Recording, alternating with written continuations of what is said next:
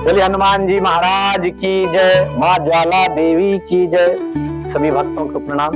आइए आज के पाठ में प्रवेश करते हैं। कालज्ञ सर्वज्ञ तुम, गति सर्वत्र तुम्हारी, कहो सुता के दोष धुन, मुनिवर हृदय विचारी।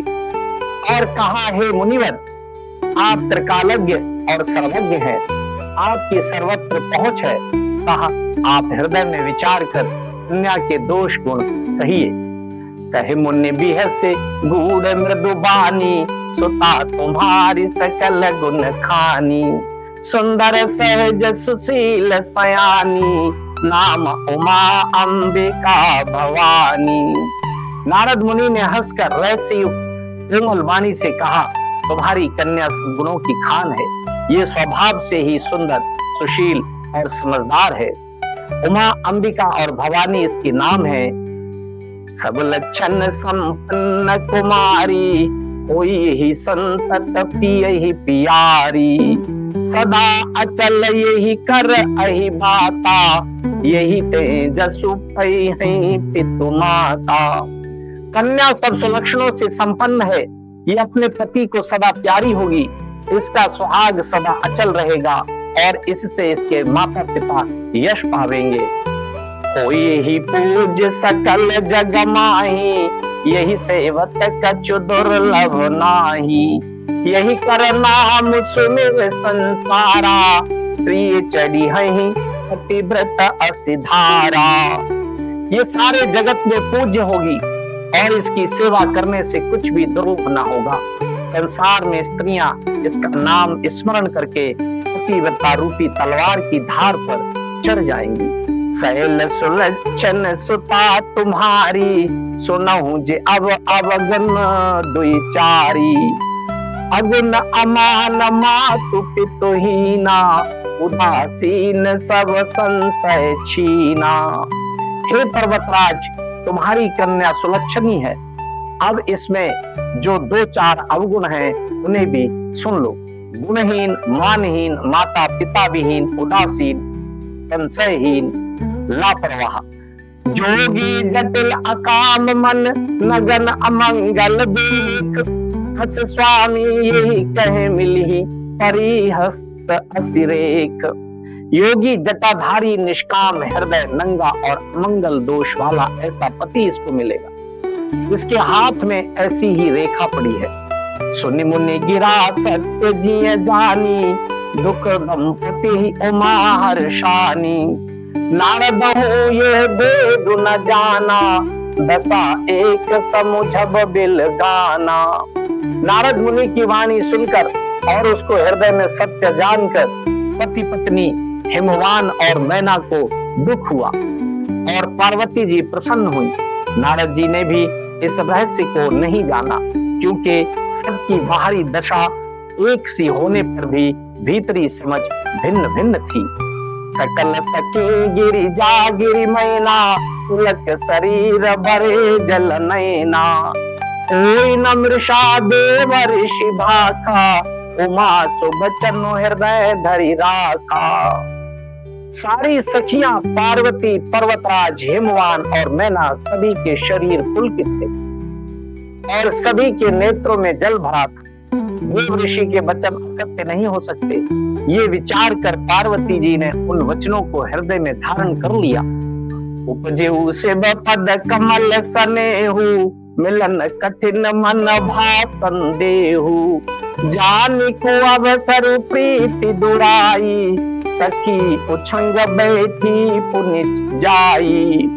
उन्हें शिवजी के चरण कमलों में स्नेह उत्पन्न हो आया, परंतु मन में ये संदेह हुआ कि उनका मिलना कठिन है। अवसर ठीक न जानकर उमा ने अपने प्रेम को छिपा लिया और फिर वे सखी की गोद में जाकर बैठ गई। छूटी न होई देव ऋषि वाणी, सोचहि पति सखी सयानी। उर्धर धीर काय गिरिराऊ, कहु नाथ का करिए उपाऊ। देव ऋषि की वाणी झूठी ना होगी, ये विचार कर हिमवान, मैना और सारी चतुर सखियां चिंता करने लगी। फिर हृदय में धीरज धरकर पर्वतराज ने कहा, हे नाथ, कहिए अब क्या उपाय किया जाए। कहे मुनि सहमवंत सुनु, जो विधि लिखा लार, देव धनुज नर नाग मुनि को नामे तनिहार। मुनीश्वर ने कहा, हे हिमवान सुनो, विधाता ने ललाट पर जो कुछ लिख दिया है, यानी जिसके नसीब में जो कुछ लिख दिया है, उसको देवता, दानव, मनुष्य, नाग और मुनि कोई भी नहीं मिटा सकते। तदपि एक मैं कहूं उपाय, कोई करे जो दयो सहाय।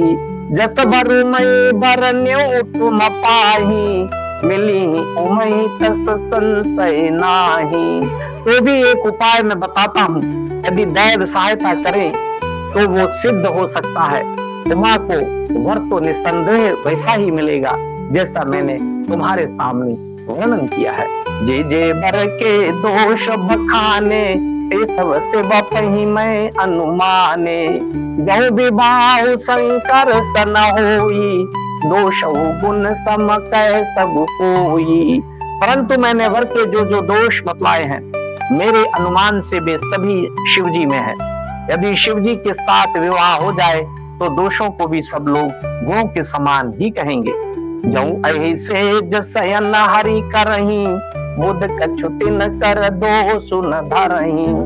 भानु कृषानु सरवर सखाही, तिन कहे मंद कहत को नाही। जैसे विष्णु भगवान शेषनाग की शैया पर सोते हैं तो भी पंडित लोग उनको कोई दोष नहीं लग सकते। सूर्य और अग्निदेव अच्छे बुरे सभी रसों का भक्षण करते हैं, परंतु उनको कोई बुरा नहीं कहता। शुभ आरु अशुभ सलिल सब बही, सुरसरी कहूं अपुनीत न कही। समरत कहूं नहीं दोष गोसाई, रवि पावक सुरसर की नाई। गंगा जी में शुभ और अशुभ सभी जल बहता है, कोई उन्हें अपवित्र नहीं कहता। सूर्य अग्नि गंगा जी की भांति समर्थ को कुछ दोष नहीं लगता। जो असह शीशा करहि नर, जड़ विवेक अभिमान। परहि कलप भर नरक महु, जीव की ईस समान। यदि मूर्ख मनुष्य ज्ञान के अभिमान से इस प्रकार होड़ करते हैं तो वे कल्प भर के लिए नरक में पड़ते हैं। भला कहीं जीव भी ईश्वर के समान सर्वथा स्वतंत्र हो सकता है। सुरसरी जल कृत बारुनि जाना, कवऊ न संत करहि तेहि पाना।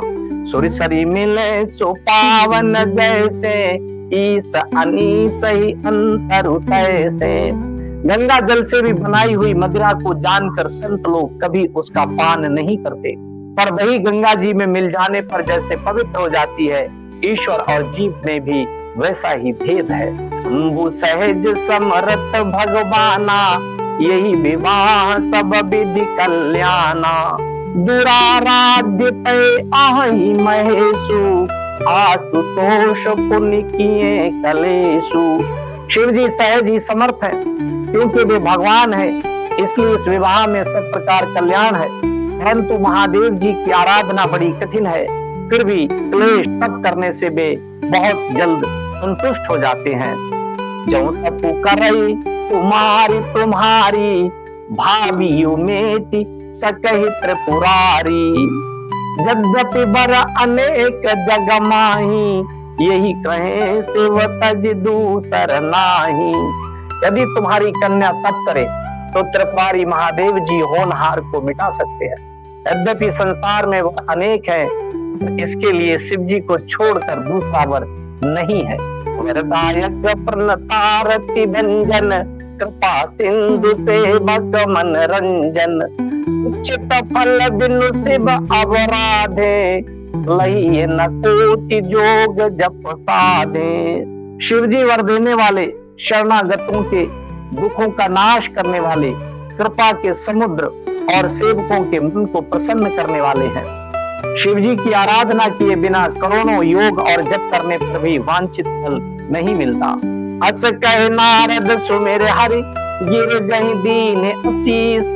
हुई ये कल्याण अब संशय तजौ गिरीश। ऐसा कहकर भगवान का स्मरण करके नारद जी ने पार्वती जी को आशीर्वाद दिया। और कहा कि हे पर्वतराज, तुम संदेह का त्याग कर दो, अब ये कल्याण ही होगा। कहे अस ब्रह्म भवन मुनि गयऊ, आगिल चरित सुनऊ जस भयऊ। अति एकांत पाल कही महीना, नाथ न मैं समुझे मुनि बहिना। यूं कहकर नारद मुनि ब्रह्मलोक को चले गए। अब आगे जो चरित्र हुआ उसे सुनो। पति को एकांत में पाकर मैना ने कहा, हे नाथ, मैंने मुनि के वचनों का अर्थ नहीं समझा। जऊं घरु बरु कुल होई अनूपा, करिए विवाह सुता अनुरूपा। न त कन्या बरु रयु कुआरी, अंत उमा मम प्राण प्यारी। जो हमारी कन्या के अनुकूल घर वर और कुल उत्तम हो तो विवाह कीजिए, नहीं तो लड़की चाहे कुंवारी ही रहे। मैं अयोग्य वर के साथ उसका विवाह नहीं करना चाहती, क्योंकि हे स्वामी, पार्वती मुझको प्राणों के समान प्यारी है। जो न मिली बरु गिरि गई जोगु, गिरगढ़ सहज कहीं सब लोगु। सोई विचारी पति करेऊ विवाहु, यही न बहुरी होई और दाहु। यदि पार्वती के योग्य वर न मिला तो सब लोग कहेंगे कि पर्वत स्वभाव से ही जड़ यानी मूर्ख होते हैं। हे स्वामी, इस बात को विचार कर ही विवाह कीजिएगा, जिसमें फिर पीछे हृदय में संताप ना हो। तो कहे परि चरण धरि सीसा, बोले सहित स्नेह गिरीसा। वृतावक प्रगट सचि माही, नारद बचनु अन्यथा नाही। इस प्रकार कहकर मैना पति के चरणों पर मस्तक रखकर गिर पड़ी। और हिमवान ने प्रेम से कहा, चाहे चंद्रमा में अग्नि प्रकट हो जाए, लेकिन नारद जी के वचन झूठे नहीं हो सकते। जय श्री राम।